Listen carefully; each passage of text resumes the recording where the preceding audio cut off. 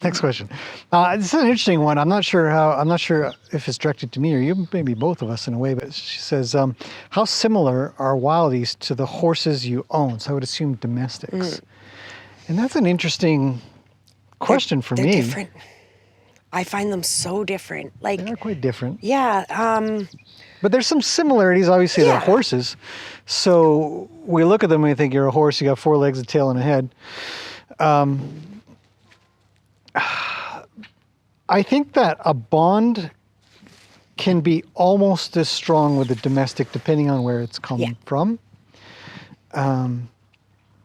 But I have not found a stronger bond yet. Yeah. And now that I've been in it for long, obviously, my own very first Wildie is only from 2 years ago. Yeah. But holy cow, he's just my best buddy. I show up, and every time it's not that the other horses don't look at me happy, but I think it's more about food. Yeah.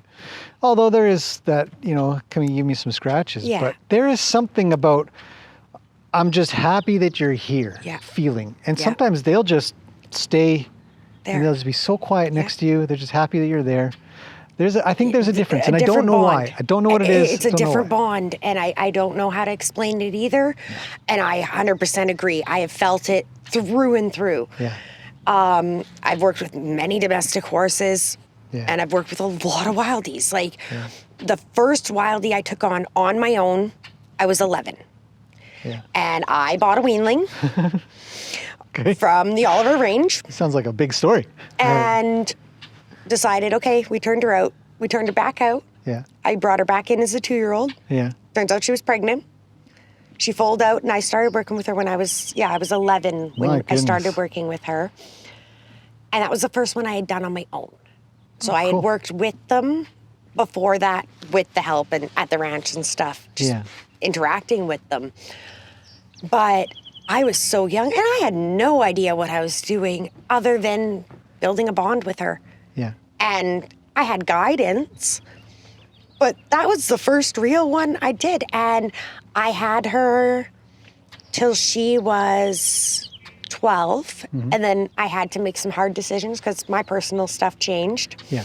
I ended up selling her to a family in Penticton, and their grandkids rode her. I rode her in parades, Grand Entry, Gymkhanas. Like, if I wanted to do something, she did it with me. Awesome. My gelding that I had up till last year, when I got him, he was a tough nut to crack. Yeah. But when I did, he would do anything. And one day my girlfriend looked at me and goes, hey, let's go do BC Mountain Trail. I'm going to go do this weekend. Come for a girls' weekend with me and take your horse. I'm like, I've never done this. He's never done this. Yeah. Let's go. Let's go. Good. And we kicked butt. Good. He did absolutely incredible. Yeah. A BC Mountain Trail, too, is a lot of it is natural obstacles. Right. So the natural obstacles to him I'm home. Are nothing. He's like, okay, I trust you. Let's do this. Yeah. I can do this. You're a passenger almost. Yeah. We had one obstacle that was our nemesis. Yeah. And it was, they call it the bog. Ah. And it is like foam mattresses in a pit with a rubber mat on top and bark mulch. Yeah. So when you step on it, you get that sinking into a bog feeling. Yeah. And for the purpose of their judging, they want a horse to calmly walk through it.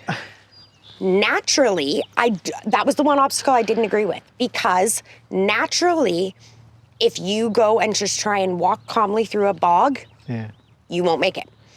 And my horse, being the Wildie off the range, knows exactly what those are. Yeah. We would hit it, he would turn into a bouncing bunny. Yeah. He would hit that thing and spring out of it like Tigger. Yeah. Because in order to get through a bog, they have to bounce through and lunge through. Yeah. Naturally, that's how you get through it. Yeah.